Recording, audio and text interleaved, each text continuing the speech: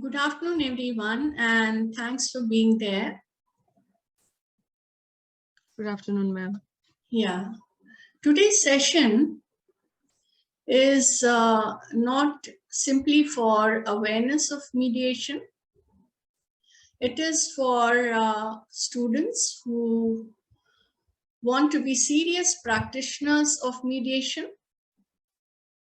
We'll have a brief overview of what is required by way of qualifications and job knowledge for a mediator.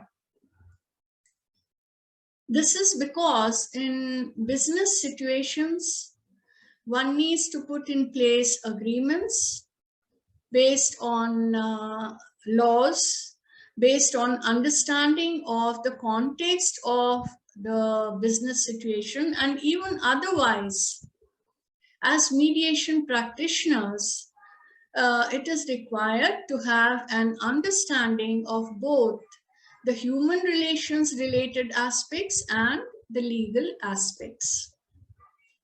This is because, as we had stated, unlike in other methods for resolving a problem or a dispute, because we are speaking of serious practitioners, let us call the problem a dispute or a conflict. So unlike other methods for resolving a dispute or a conflict, in mediation, there is the identification of the true reason for the conflict, which can be a human relations related aspect. So this is not there in other areas of dispute resolution. And there is also emotional ventilation or addressing of emotions, at least. So this also is not there in other methods for conflict resolution, like for instance, going to court or arbitration or in war and so on. And then there are qualities like, for instance, empathy. These are human relations related aspects and confidentiality. So a basic grounding of human relations related subjects along with some amount of experience and law, a combination, is what is required of a good mediator.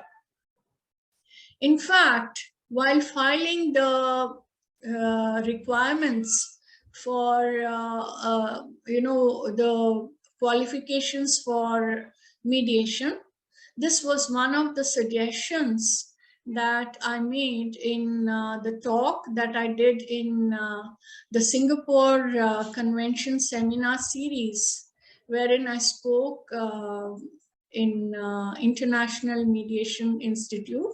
We need to have a combination of both.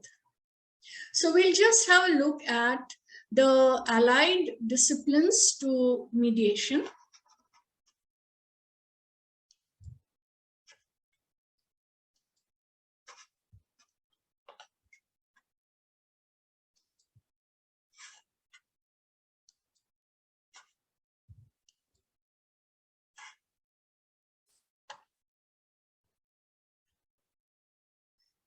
Yeah. First, we have psychology. It's not necessary that a person into mediation be a psychologist, a sociologist, or anyone.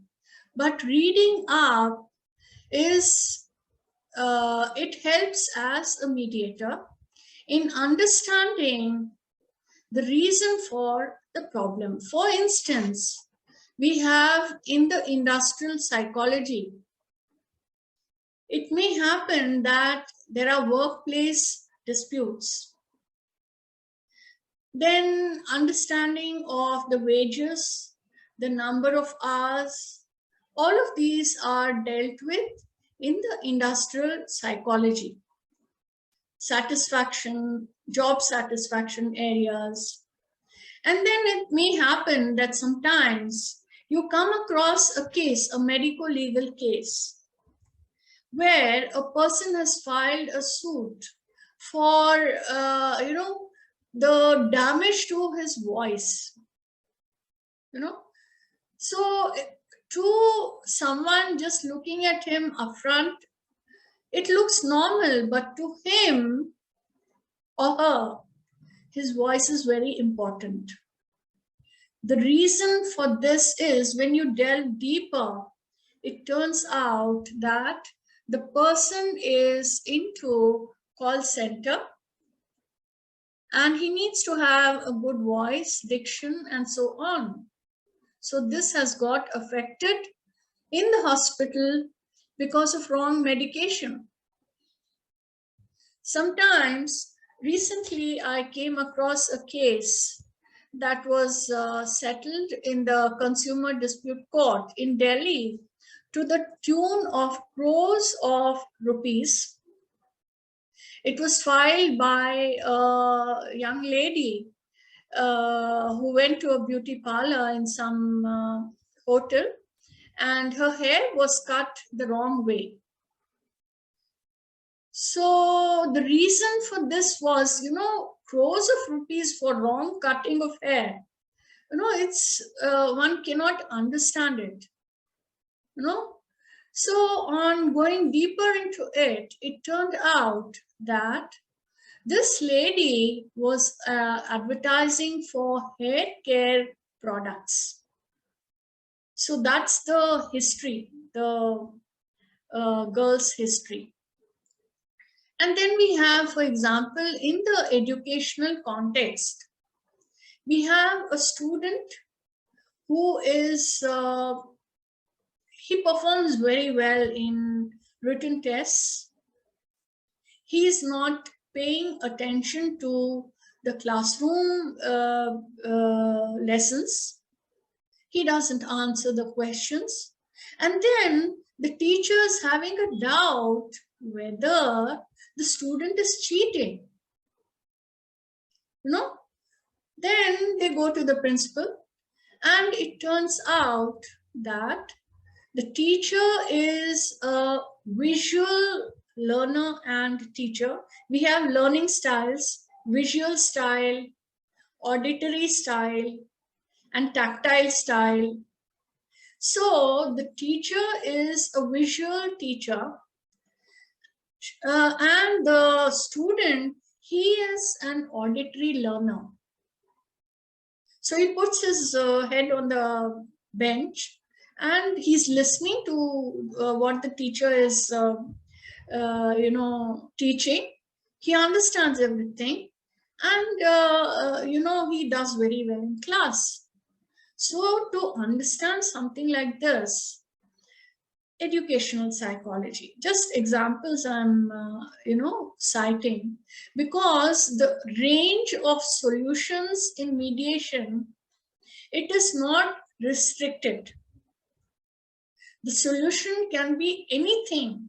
If the two people who are into a fight situation or people who are having a difference, if they agree to it, it's fine. So it's called expanding the pie in mediation parlance. You can generate as many solutions as you want. So the more the learning, more the understanding, the better.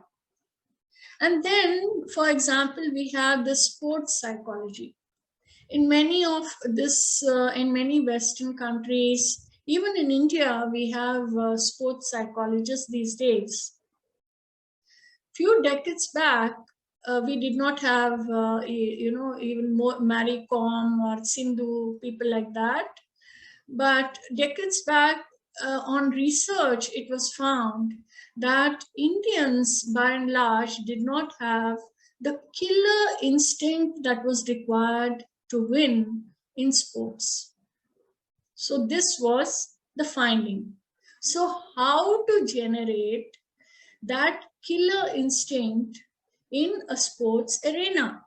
So that is how the sports psychologist will assist. So these, the government is saying we are funding the sports person, he's not doing well. So you have to motivate him. Yeah. So in such cases, the sports psychology understanding helps. Recently, we had this case of a Japanese player who burst into tears when, after winning certain matches, she had to give interviews. I forget the name of this girl. So she stated that, uh, you know, um she goes through extreme anxiety and even depression, having to address the media and the spectators. So here, to an onlooker, it might look, how can a person who is depressed and facing anxiety do so well at the sport? And on the other side, the spectators and media and publicity people, they say it's so, it's such a big thing to be in the public eye, to reach there. But for her, winning may be more important than the publicity. She's not able to take the associate publicity. Yeah. So for all of these, understanding of these things, understanding of psychology is important. And then let's go to sociology. So this is a girl dressed in a kimono. She's having problems at work. She is very good at her work, but the management is not happy that she's adamant she doesn't wear the office uniform of Western formals, skirts and blouse. She's not willing to, under the feet and all, she's not willing to show. Then on a deeper understanding, it turns out that she comes from an extremely conservative family and society. She is a first-time learner, first-time person going out to work in that society. So a little bit of facilitation for this particular society, telling them that when a person goes to work, this is the requirement. This is something a mediator can do to help facilitate the difference between the management and the society, the place where she's coming from. Similarly, some kind of facilitation to the management, in fact, the other day, my daughter, my granddaughter, she got a beautiful dress from Sikkim.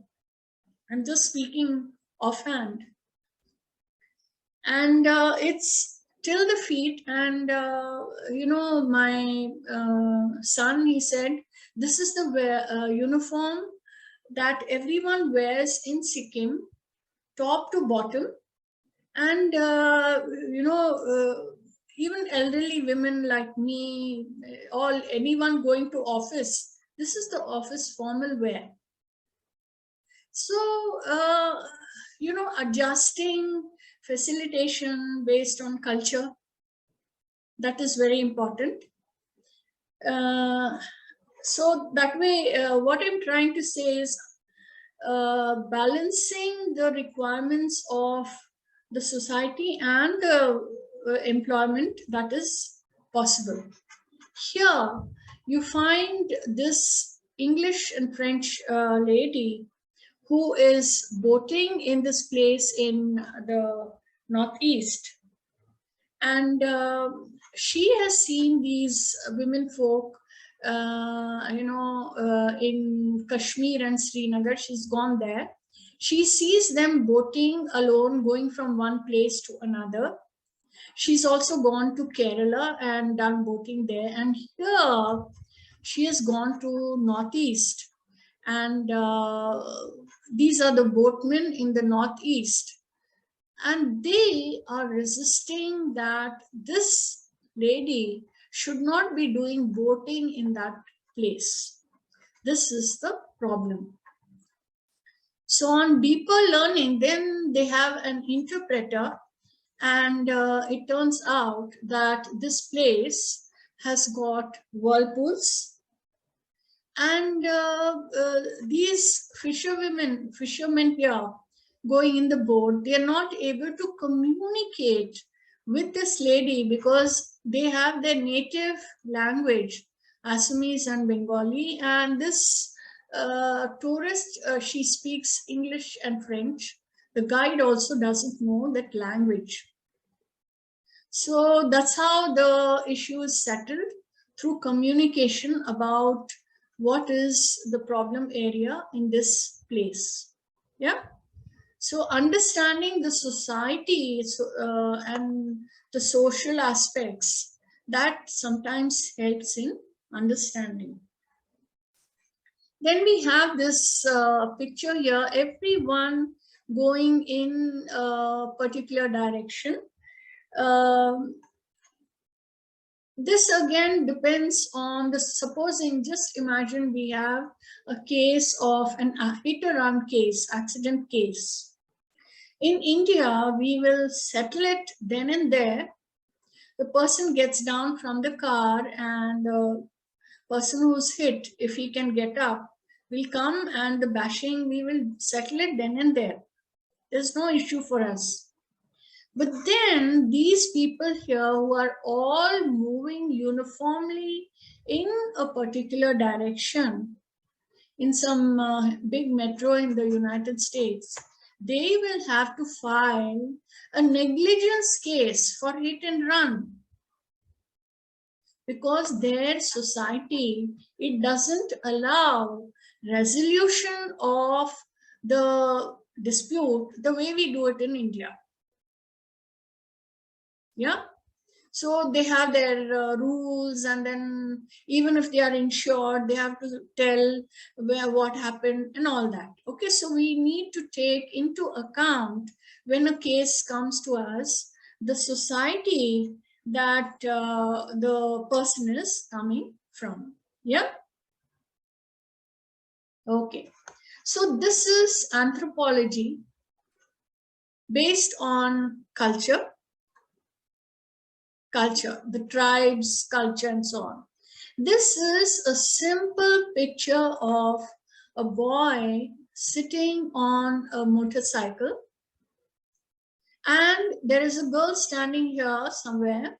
You just stop there, and there is a dispute between the girl. She has complained that this boy, he has made a pass, and the whole village, it's an interior village, they have gherowed this person. It turns out that in their culture, if a boy comes on the motorcycle and parks the vehicle, it need not be a bike, it can either be a cycle also.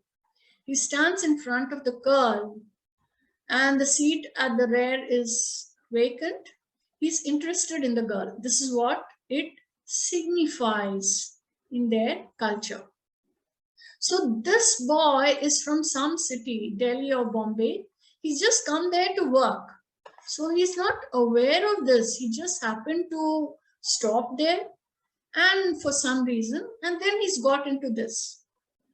And when the elders, all of them are sitting and discussing, these are the things that come out. So the cultural aspects understanding is quite important when we are assisting in mediation. Here again, we have this shaking of hands. Even today in India, in extremely formal settings maybe, but otherwise we still have namaste or just smiling. We still don't shake hands. And even today we address our boss Even if he is younger to us, we say sir. We don't call them by names. It is considered, derogatory, although in some MNCs and so on, this method has started. So we need to be aware of the culture that the person is coming from. Now, this is a picture of a grandmother and a granddaughter, very fond of one another. And then it happens that because of lockdown, this grandmother, because of pandemic, the grandmother went somewhere, and in the lockdown, she got stuck there. She's not able to come back to the granddaughter. And the baby, she doesn't eat properly, she doesn't sleep, she keeps crying, and there's a fight between the baby's mother and her husband and everyone in the house because the child is crying. It turns out then the child is not able to express why is it that she is unhappy. And then they take her to a counselor. What are the things that the counselor has done? She's made her draw pictures, try to understand. It turned out that she's drawn pictures of people like her granny. Then they assisted the girl in, having relatives, friends who were more or less like grandmother. They gave teddy bears and so on. So this is how, through counseling, the knowledge of counseling, this problem was settled. Now we've spoken only of the human relations related aspects here. Is it possible for a mediator to bring about facilitation and settlement between the two parties in business context and in more serious settings without the help of law? No. Some amount of work experience, real life experience, understanding of rules, laws is required.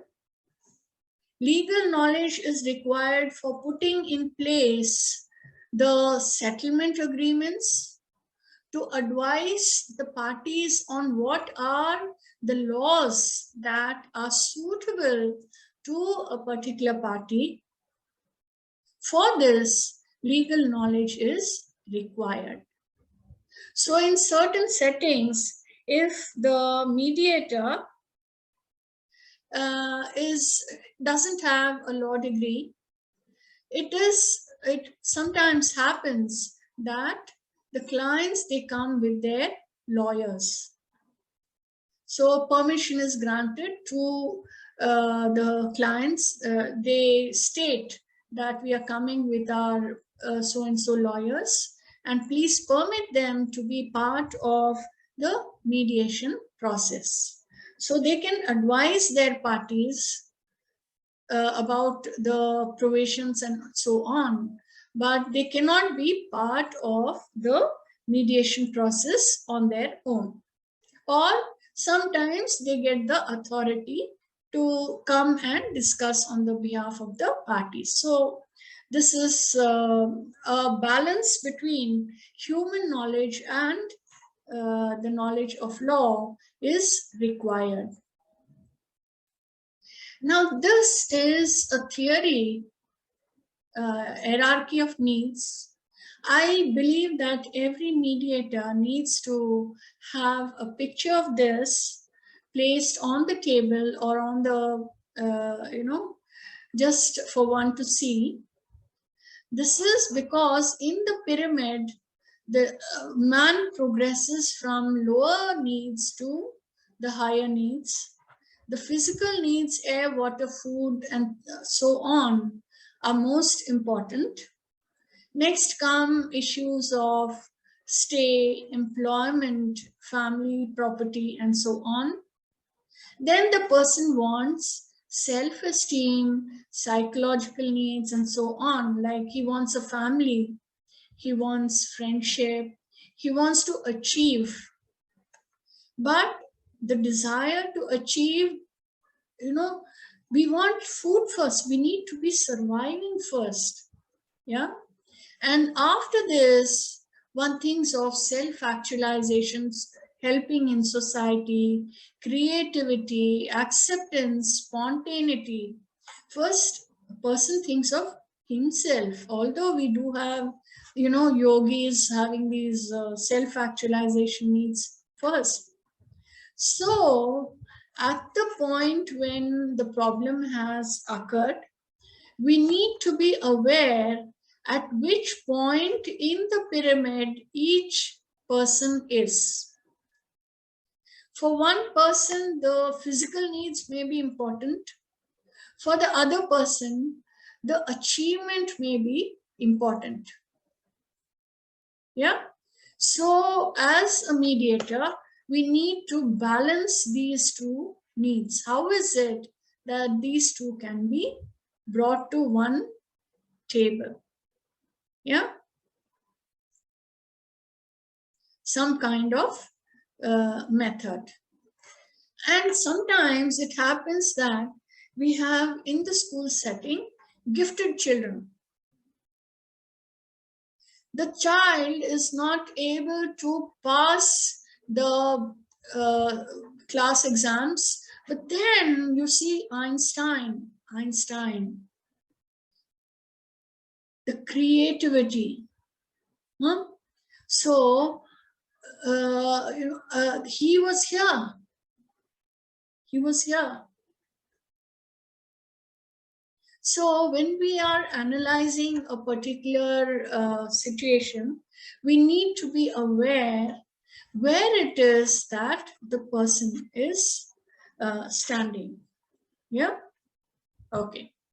Now this is again an example like the dilemma case, difference in perspectives. You see, please go through this in 2 to 3 minutes.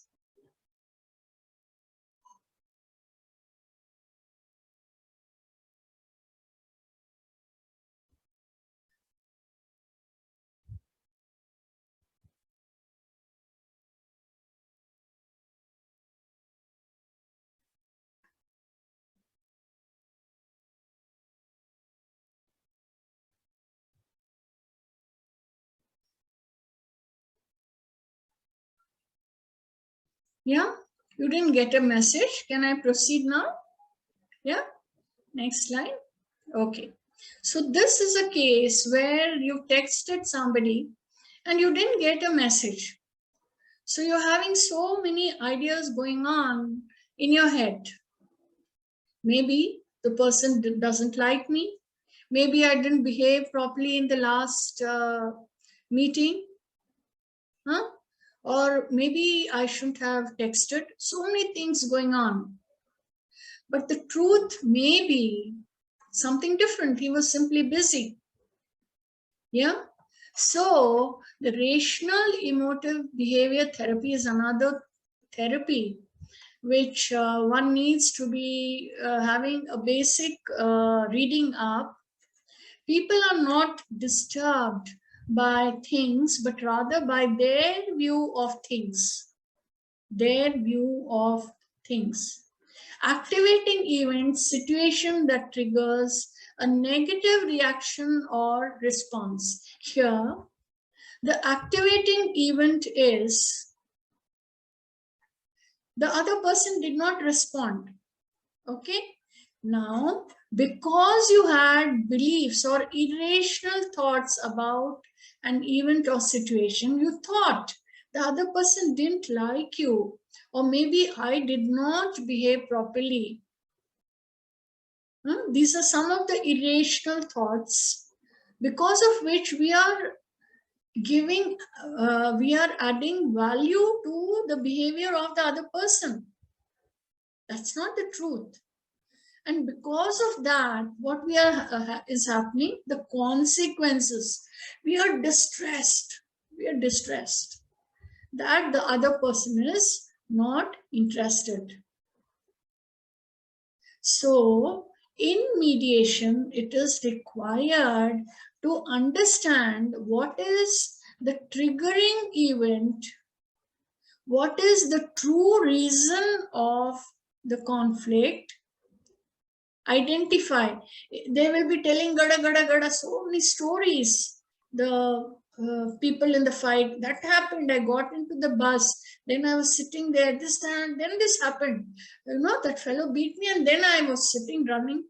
From that, you have to identify what is it that triggered the particular emotion in a particular person. Something has triggered, and which is important to that person, and what is the belief or irrational thought associated with that event. We need to talk with them and understand in order to address the emotions. Yeah. So this is another theory. So with this, we can conclude the session for today. A basic understanding of,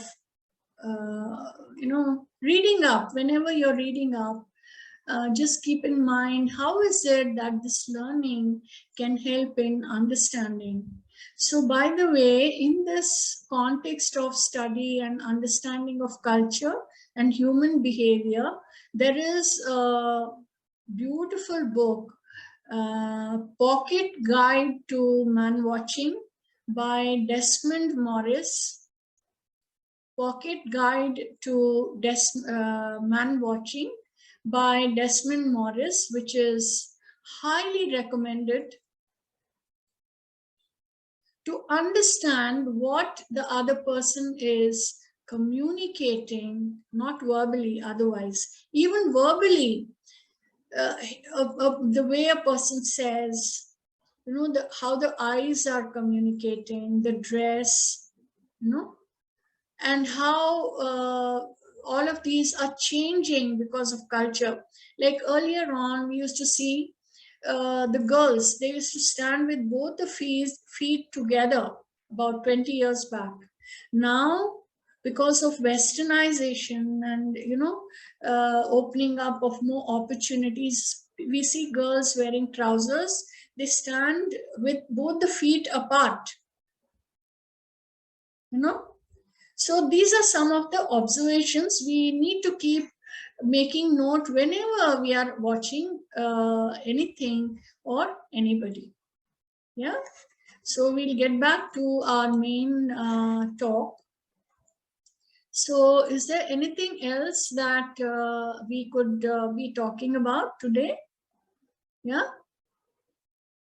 Okay, so we'll end this session today, and I'll give you a brief overview of maybe a short session, a 10-minute session of where are the places that you can train in mediation if you're interested, and the kinds of training programs, and what are the avenues for mediation. Like, uh, awareness program is for everyday life, to make life simple and interesting for all of us.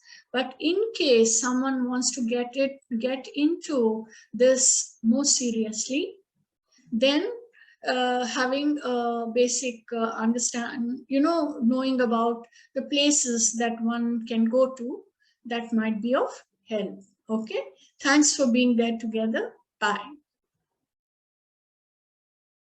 Yeah, anything else? Yeah, bye.